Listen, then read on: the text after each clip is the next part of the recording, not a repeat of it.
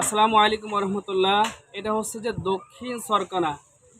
এখানে জামে মসজিদ আছে একটা এবং মাদ্রাসা আছে, হেফজখানা আছে। এখানে কবরস্থান আছে। প্রায় 500+ মানুষ এখানে বসবাস করে।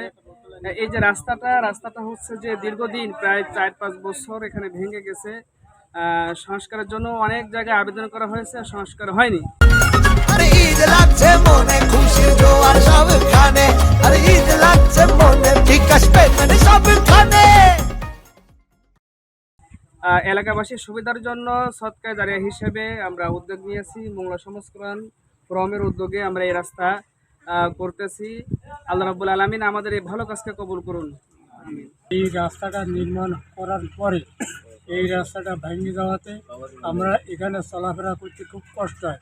এখানে মাদ্রাসা আছে, চলাফেরা যেতে পারে না, হেফজখানা আছে, কবরস্থান আছে, লাশ নিয়ে যাইতে খুব কষ্ট হয়। এবং পানির দুইটা প্রকল্প আছে, এখানে মহিলারা পানি নিতেও খুব কষ্ট হয়। যার জন্য আমরা মুস্তাহিন ভাইকে ধন্যবাদ জানাই।